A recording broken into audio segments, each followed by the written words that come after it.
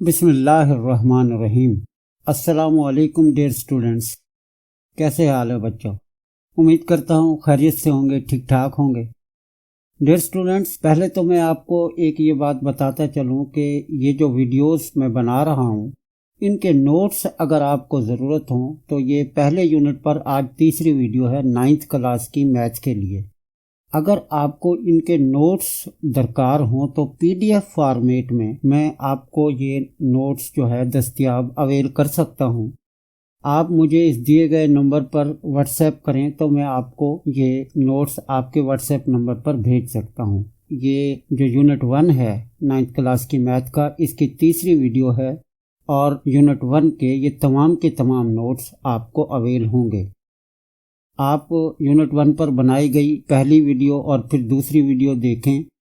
मैं उम्मीद करता हूं कि वहाँ जो तारीफ़ें वगैरह आपके लिए मैंने बनाई थी बहुत आसान और मुख्तसर करके जो है मैंने बनाई थी। तो ये नोट्स आपको मिल सकते हैं, सिर्फ आप मुझे व्हाट्सएप करें, मैं आपको रिप्लाई करूँगा। और आपसे ये रिक्वेस्ट भी करूँगा कि चैनल को लाइक करें, सब्सक्राइब करें। तो आज हम यूनिट 1 की जो एक्सरसाइज है 1.3 इसको करेंगे। इंग्लिश उर्दू मीडियम दोनों के लिए ये वीडियो होगी पिछली वीडियोस की तरह। तो आइए शुरू करते हैं। प्यारे बच्चों, एक्सरसाइज 1.3 से पहले जो एक चीज़ है सिर्फ वही आपने ज़्यादा ध्यान देना है कि कौन सी मैट्रिसेस आपस में जमा या तफरीक हो सकती हैं। तो उसका जो है मैंने यहाँ बताया कि किस तरह की मैट्रिसेस जो हैं, किस तरह के कालिब हम आपस में जमा या उनको तफरीक कर सकते हैं। इसके अलावा मैट्रिसेस के जो है कम्यूटेटिव लॉ है और इस तरह से दूसरे लॉ भी हैं, लेकिन वो इतने ज़्यादा अहम नहीं है। तो सिर्फ आप इसको जहन में रखें कि कंडीशन क्या है एडिशन और सब्ट्रैक्शन की मैट्रिसेस के लिए। Two matrices are conformable for addition and subtraction if they have the same order. यानी अगर उनका ऑर्डर एक जैसा हो तो आप उन्हें जमा या तफरीक कर सकते हैं। कोई भी दो कॉलिब जमा या तफरीक किए जा सकते हैं अगर उनके मर्तबे बराबर हों।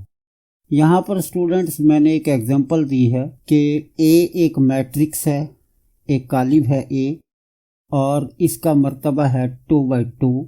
आप देखते हैं कि यहाँ इसकी ये दो कतारें हैं मैट्रिक्स ए की, और आप मैट्रिक्स बी में देख रहे हैं कि इसकी भी ये दो कतारें हैं। हम देखते हैं कि कतारें तो दोनों की बराबर हैं, 2-2। अब कॉलम देख लेते हैं। इसके हम देखते हैं एक और ये दूसरा कॉलम। मैट्रिक्स ए में दो कॉलम है, यानी दो कतारें दो कॉलम, 2/2 ऑर्डर है। इसी तरह मैट्रिक्स बी का जब हम ऑर्डर देखते हैं तो इसके भी ये पहला कॉलम है और फिर ये का दूसरा कॉलम, तो ये भी 2/2 ऑर्डर की मैट्रिक्स है, यानी दोनों का मर्तबा 2/2 है। तो ए और बी आपस में जमा भी किए जा सकते हैं और इनकी तफरीक यानी सब्ट्रैक्शन भी की जा सकती है। डियर स्टूडेंट्स, अब एक्सरसाइज को शुरू करते हैं। डियर स्टूडेंट्स, एक्सरसाइज 1.3 और इसका क्वेश्चन नंबर 1। ये सवाल है, which of the following matrices are conformable for addition. दर्ज झेल में कौन से कालिब हैं जो आपस में जमा किए जा सकते हैं। और यहाँ पर हमें 6 कालिब दिए गए हैं। ए, हम इसका पहले ऑर्डर देख लेते हैं, 2 रोज एंड 2 कॉलम्स, 2/2 ऑर्डर है। इसी तरह बी का जो है 2/1 ऑर्डर है, और ये जो मैट्रिक्स सी है इसका मर्तबा या ऑर्डर 3/2 है, 3 कतारें हैं और 2 कॉलम हैं। और ये मैट्रिक्स डी है, इसका ऑर्डर 2/1 है। स्टूडेंट्स याद रखें, ये 2 + 1 ये एक ही एंट्री, एक ही रुकन बन जाएगा और ये बन जाएगा 3। तो पहली रो में 3 और दूसरी रो में भी 3, और इस तरह से ऊपर से नीचे ये कॉलम 1 हो जाएगा, तो इसका ऑर्डर बनेगा 2/1। इसी तरह मैट्रिक्स ई को देखते हैं, 2 रोज हैं, 2 कतारें हैं और 2 कॉलम हैं। और जो आखिरी मैट्रिक्स है एफ, इसमें ये फर्स्ट रो, ये सेकंड रो और इसी तरह ये थर्ड रो। 3 + 2 5, 2 + 1 3, यानी ये एक एंट्री बन जाएगी। तो इस तरह से कॉलम इसके 2 हैं और कतारें 3 हैं, यानी 3/2 इसका ऑर्डर है। अब हम देखते हैं कि ए और ई 2/2 ऑर्डर्स की दो मैट्रिसेस हैं, इनका ऑर्डर सेम है। तो ये आपस में ऐड हो सकती हैं, यानी इनको आपस में जमा किया जा सकता है। इसी तरह बी का ऑर्डर जो हमने देखा था 2/1 और हमें डी का ऑर्डर भी 2/1 मिलता है।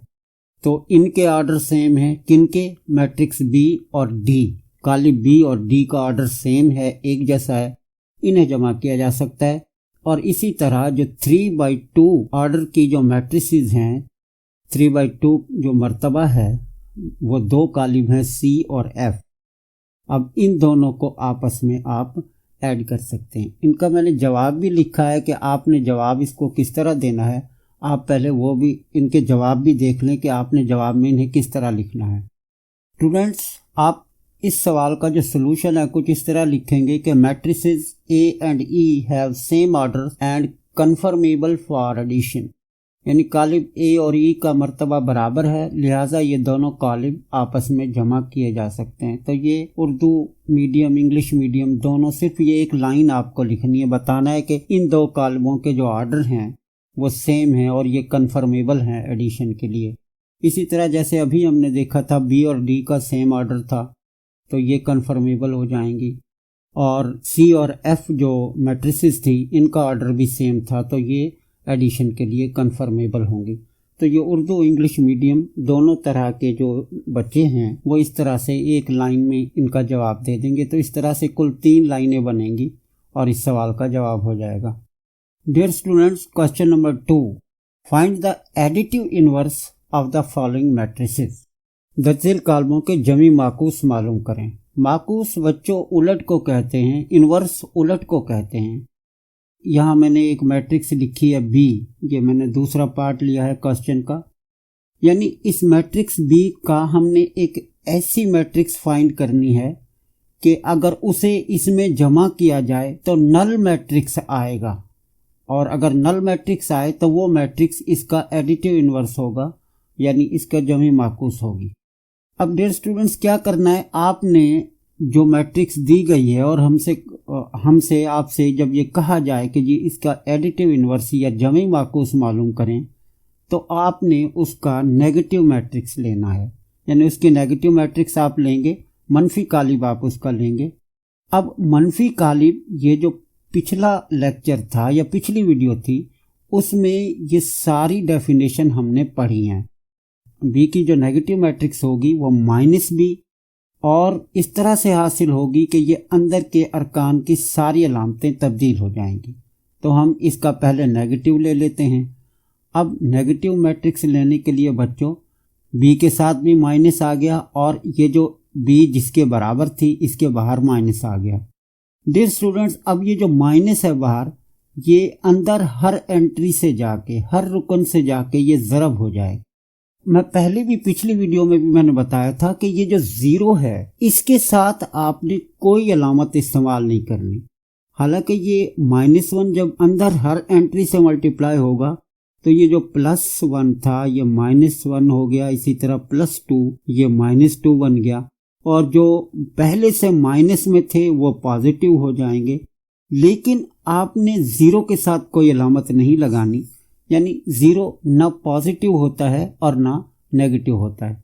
तो इस तरह से ये जो मैट्रिक्स -b है आप नीचे लिखेंगे, उसका नेगेटिव मैट्रिक्स लेने के बाद आप नीचे लिखेंगे matrix -b is the additive inverse of matrix b, यानी कालिब नफी b जमी माकूस है कालिब b का।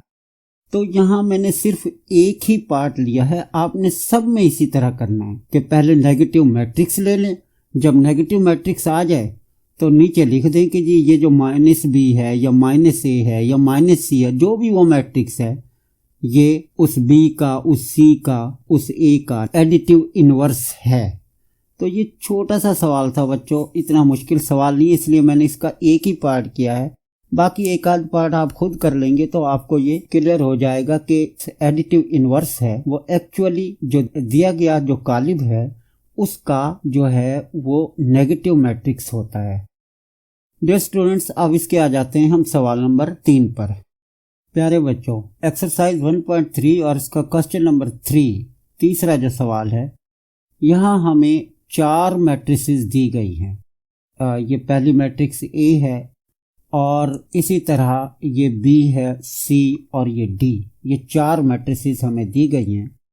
अब हमसे पूछा क्या गया है, कहा गया है कि ए में 1 1 1 1 इस मैट्रिक्स को ऐड करें, जमा करें, दरमियान में प्लस का साइन है।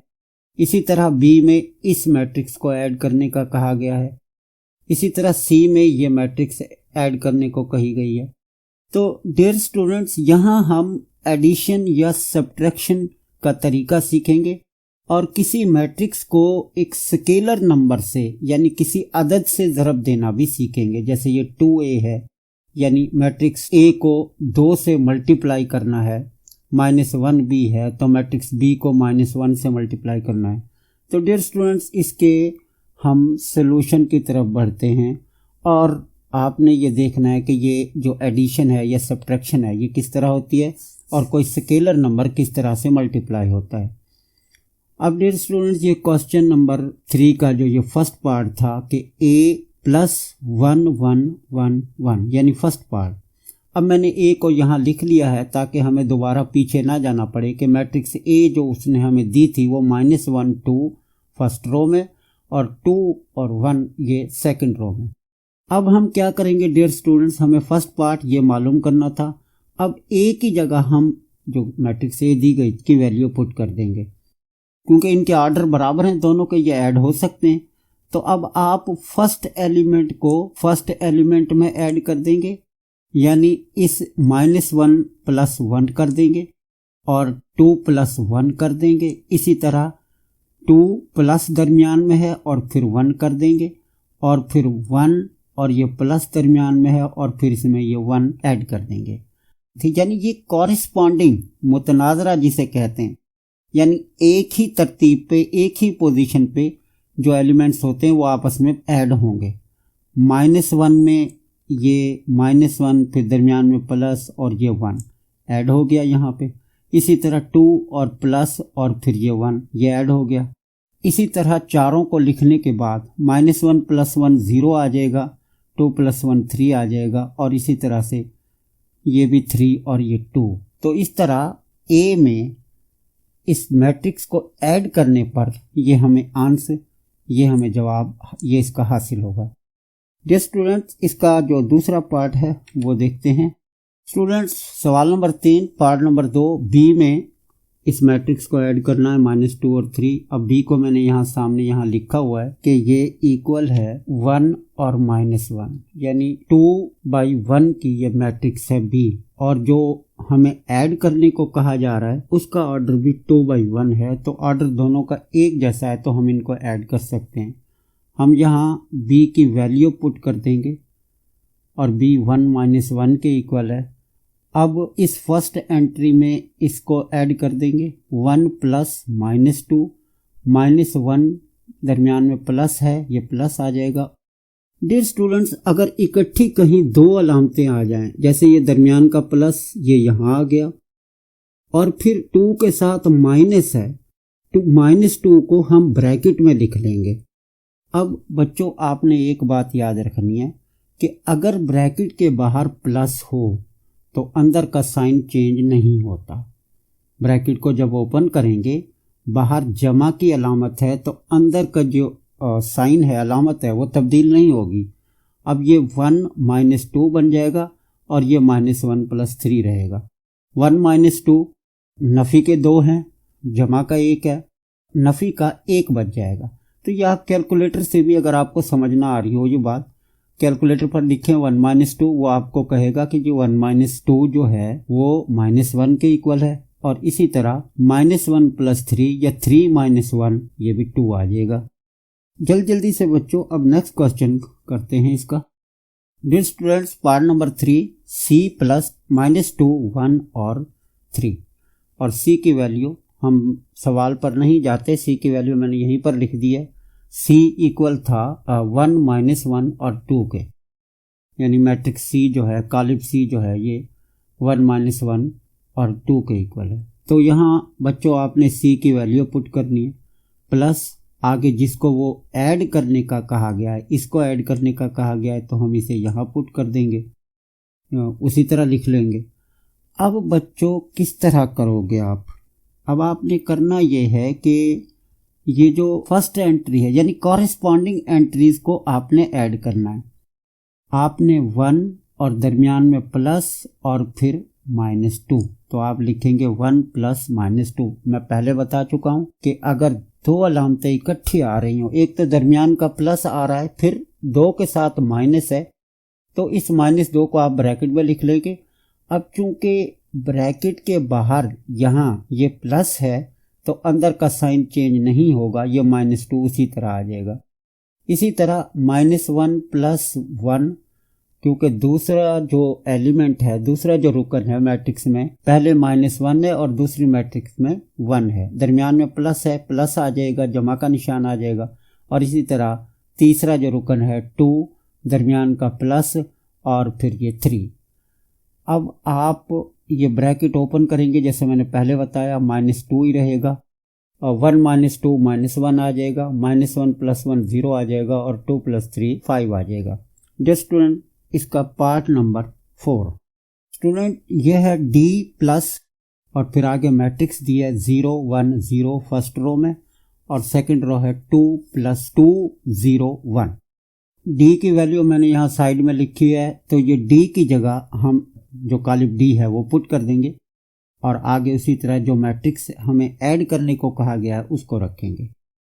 अब डियर स्टूडेंट, जैसे कि अब तो आपको ये बात बिल्कुल क्लियर है कि 1 प्लस और 0 यानी कॉरेस्पॉन्डिंग मुतनाज़रा अरकान जो एक जैसी पोजीशन पर अरकान हैं, आप उन्हें जमा करेंगे।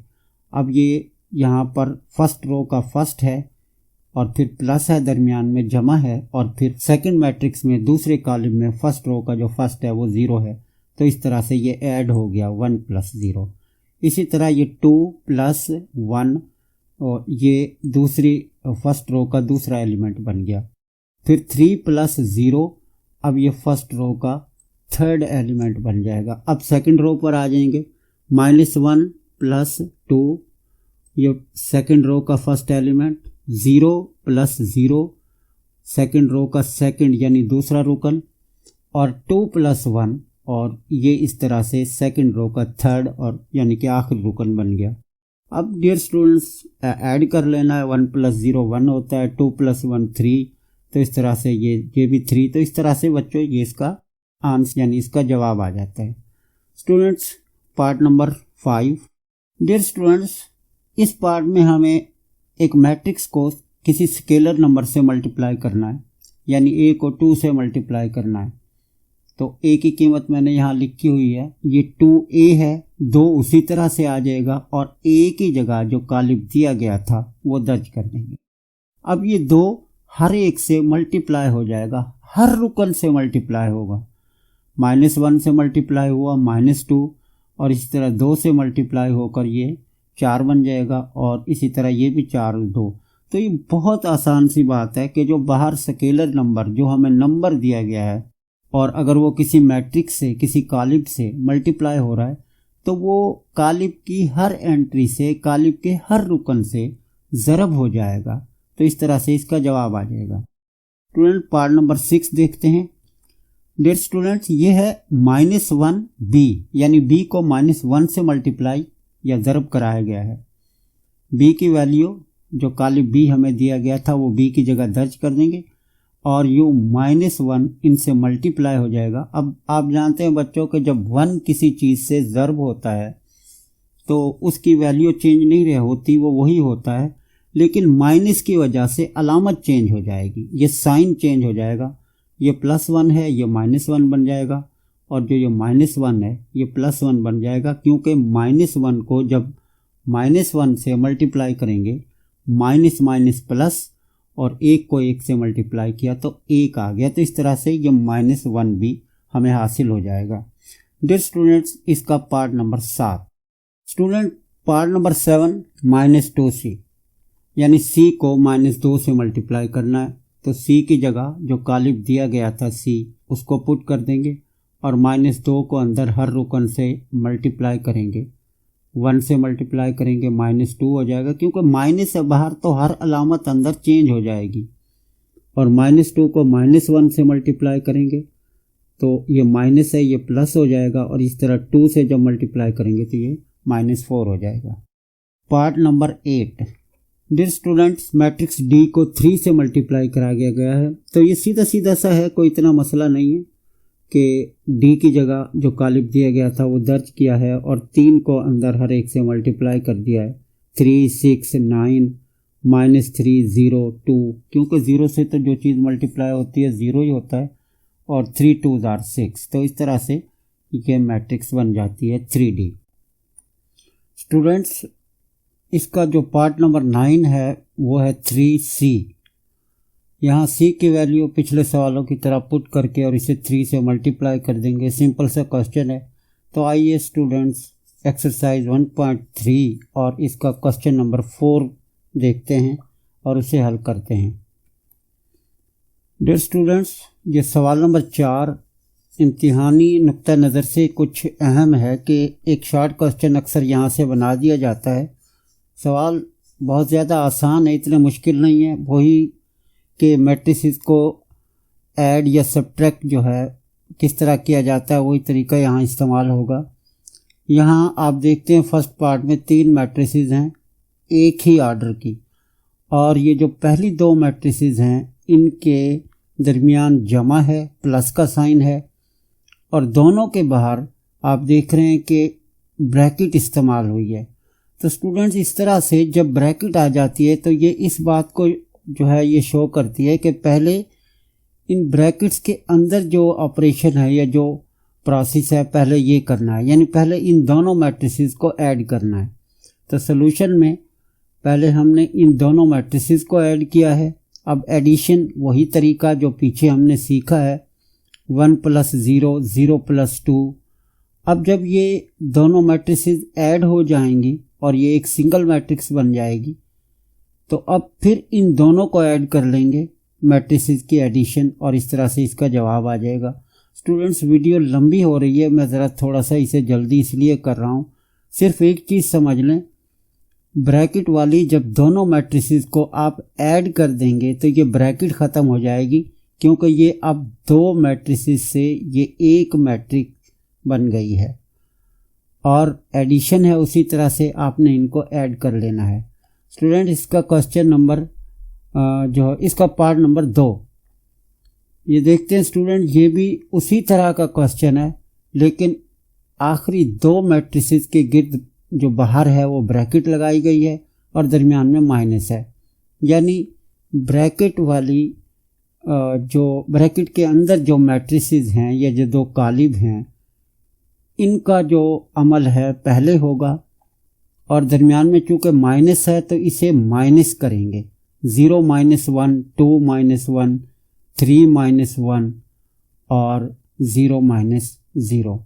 अब स्टूडेंट्स, आप देखते हैं कि जब आप इनको माइनस करेंगे, 0 - 1 -1 आ जाएगा, 2 - 1 ये 1 आ जाएगा, और ये 3 - 1 है तो ये 2 बच जाएगा। फिर आपने इनको ऐड कर लेना है।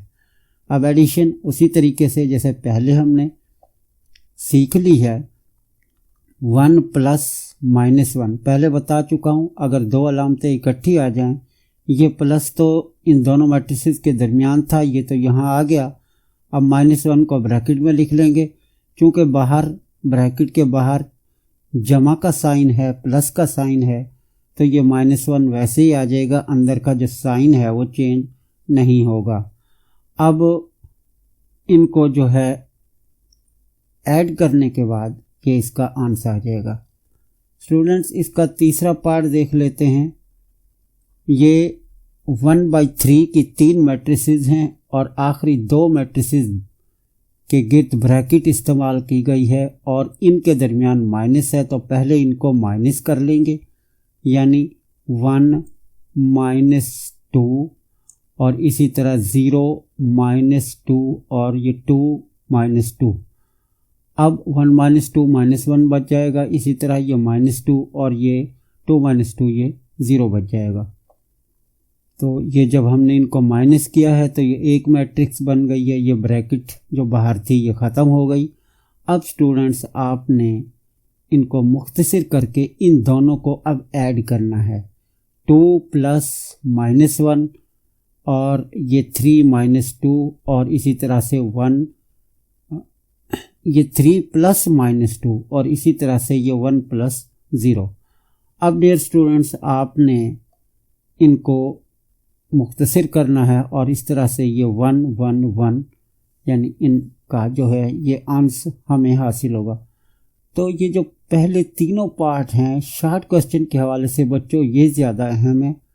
बस इनमें एडिशन और सब्ट्रैक्शन ही है, कोई ख़ास मुश्किल तो बात इनमें नहीं है। अब आगे चलते हैं डियर स्टूडेंट्स। ये चौथा पार्ट है। अब ये 3/3 की दो मैट्रिसेस हैं, दरमियान में प्लस का साइन है और इनको ऐड हमें करने को कहा गया है।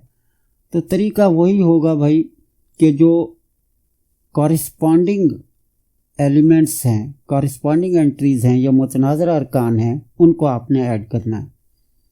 या दोनों कॉलमों में यूँ समझ लें कि जो एक जैसी पोजीशन पर ये अरकान मौजूद हैं उनको आपने ऐड करना है। अब ये 1 पहला, इधर से ये पहला ये भी 1 है, दरमियान में प्लस है तो ये 1 + 1।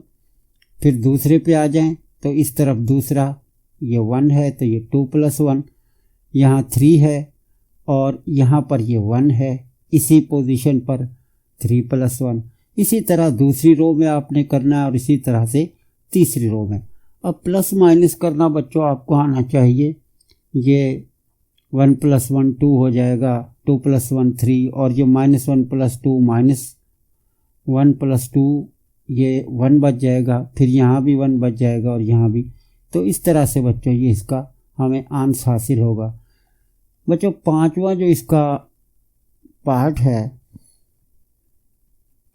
ये भी 3/3 ऑर्डर की दो मैट्रिसेस हैं और इनके दरमियान भी प्लस है तो इनको ऐड करने को कहा गया है। 1 + 1 2 + 0 3 + -2। ये 1 + 1 2 + 0 3 + -2, -2 को ब्रैकेट में लिखा, बाहर प्लस है तो ये अंदर का साइन चेंज नहीं होगा। अगला स्टेप जब लिखेंगे तो ये 3 - 2 बन जाएगा। इसी तरह से बाकी अरकान जो हैं कॉरस्पॉन्डिंग या मुतनाज़रा अरकान, उनको भी आप इसी तरह से ऐड करेंगे। तो मुतनाज़रा में फिर बता दूं कि दोनों कॉलमों में जो एक जैसी पोजीशन पर जो अरकान मौजूद हैं ये मुतनाज़रा अरकान या कॉरस्पॉन्डिंग एलिमेंट्स कहलाते हैं। अब इनको बच्चों आपने ऐड कर लेना है। यहाँ ये 1 + 1 ये 2 बन जाएगा, 2 + 0 2 आ जाएगा और 3 - 2 ये 1 आ जाएगा। इसी तरह से बच्चों ये दूसरी रो आ जाएगी और ये तीसरी रो। अब बच्चों इस सवाल नंबर 4 का आखिरी पार्ट यानी छठा पार्ट, तो ये आप देख रहे हैं बच्चों के सबसे इजी जो क्वेश्चन है वो ये है इसमें कि इसमें कोई भी एंट्री, कोई भी रुकन नेगेटिव नहीं है। पहले दो कॉलमों को आपस में जमा करना है यानी 1 + 2 2 + 1 और फिर इनका जो आंसर आएगा, जवाब आएगा, उसे तीसरे कॉलम में 1 1 1 1 इसमें ऐड कर देंगे। तो इस तरह से ये 3 + 1 3 + 1, फिर दूसरी रो में 1 + 1 और फिर 1 + 1। तो इस तरह से ये 4 4 और 2 2 इसका आंसर या जवाब हमें हासिल होगा। डियर स्टूडेंट्स ये 4 सवाल हुए। अब नेक्स्ट वीडियो में जो 1/3 है 1.3 है, इसके बाकी जो बच जाने वाले सवाल हैं मैं कोशिश करूँगा कि वो सारे ही हो जाएं एक ही वीडियो में। उस वक्त तक आपसे इजाज़त चाहता हूँ। अल्लाह हाफ़िज़।